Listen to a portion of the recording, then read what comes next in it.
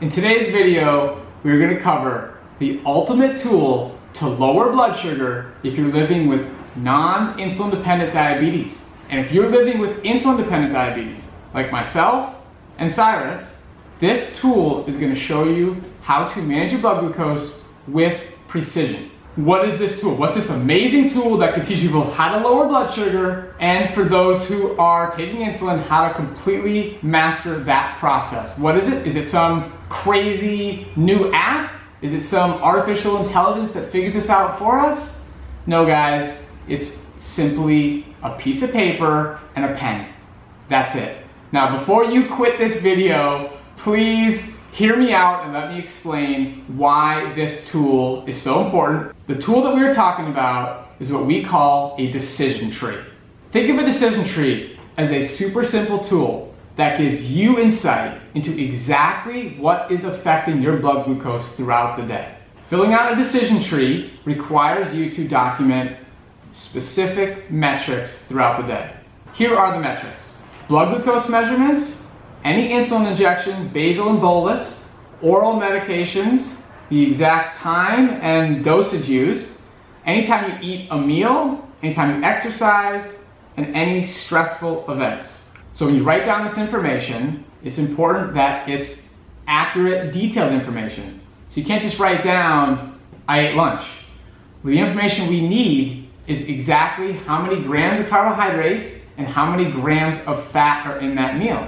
So for most people, that's going to require you to go use some nutrition software to gather that information accurately. When you have all this information documented in chronological order, it becomes very easy to see what is going on, the cause and effect of what happens when you truly are following a low-fat, plant-based whole food diet, or when you're actually eating way more fat than we're recommending. What's happening? So when we're coaching people, seeing the decision tree is really the game changer. That's the crux. We can see the whole picture when this is filled out properly.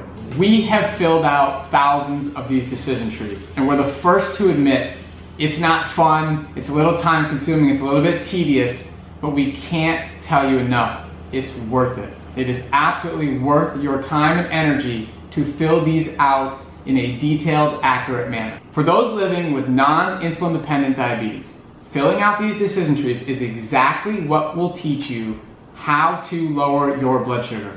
It works every single time when it is done properly and you use the tool to teach you how to follow the diet properly. That's what the decision tree is doing. It's letting you know, are you on track? And you can see that with the numbers that you're seeing on the decision tree correlated with the fat intake. That's really the main thing, plus the exercise. There's obviously other nuances here, but the goal is to eventually get to a point where this tool has successfully taught people how to lower their blood sugar so they don't need to use it anymore. So you don't need diabetes medications. Your A1C is in a non-diabetic range. You know exactly what to eat to make you feel amazing, to have energy, to have clear skin. And then at that point, you don't need to use it anymore. That's the goal here. Now, for people living with insulin-dependent diabetes, like Cyrus and myself, type 1, type 1.5 diabetes, the goal of the decision tree is to really optimize blood glucose management. So this teaches us all the variables that affect our blood glucose, all documented in chronological order. It starts to make sense. Another very important note here is that people who are using insulin, as you transition to a low-fat, plant-based whole food diet, if you start eating the foods we're talking about, whole foods, fruits, potatoes, rice, beans, quinoa, stuff like that, you will actually start to need less insulin. So filling out the decision tree helps prevent dangerous low blood sugars, and you start to know what new ratios you should be trying for meals and how to adjust your basal by collecting this objective data. So it's really, really important for people using insulin to fill out these decision trees and see what patterns are happening. I'd like to share a little more about my experience filling out decision trees over the years. So I've been following a low-fat, plant-based whole food diet since December of 2006, and I have literally filled out thousands of these decision trees. And while I was in college, I did a little project where for 365 days in a row, I filled out a decision tree every single day. Very, very detailed. That's a whole other video about that whole project. But the point is, every single day, 365 days in a row, you can see this on the internet. It's all up to view. I documented everything that went in my mouth. I took pictures. I documented every blood glucose reading, every insulin injection, every single day.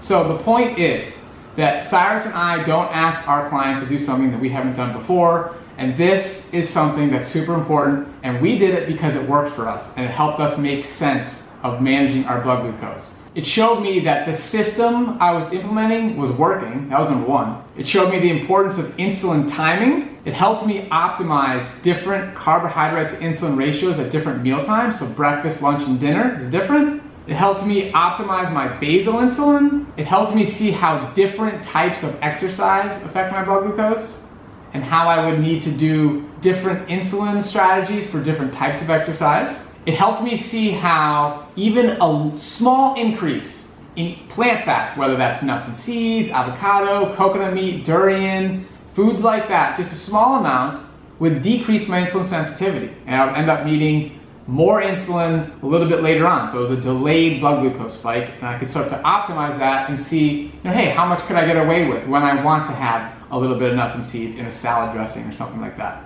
Having the objective knowledge of knowing and the confidence of knowing this amount of insulin is going to work for that amount of carbohydrate and my blood glucose is going to be under control, and that when I go to bed at night, I will stay steady throughout the night. Having that confidence and getting to that place is really priceless, and the decision tree is a tool that helps us get there. So again, for people living with type 2 diabetes, pre-diabetes, a non-insulin dependent form of diabetes, this tool helps you to lower your blood sugar. That's the goal in that situation. You want to lower your blood sugar, you want to reverse insulin resistance, and you want to get off medications that you don't need. And for those living with insulin-dependent diabetes, this helps us manage our blood glucose with precision. I hope you found this video helpful. You can go and download the decision tree on our website. Depending on what type of diabetes you have, you can use the non-insulin dependent or the insulin dependent decision tree, and we really, really hope you do use this. Nothing means more to us than seeing people apply this program and get the results, and the decision tree is such an essential part of this process. So I really hope that you guys do this and you use it, and let us know. Let us know how it works, what you learn. We would love to hear from you in the comments. Any questions you have, please let us know. We're here to answer them. If you like this video, give it a thumbs up. If you know someone else you think could benefit, please make sure to share it with them. Thanks for watching, and I look forward to seeing you guys in the next video.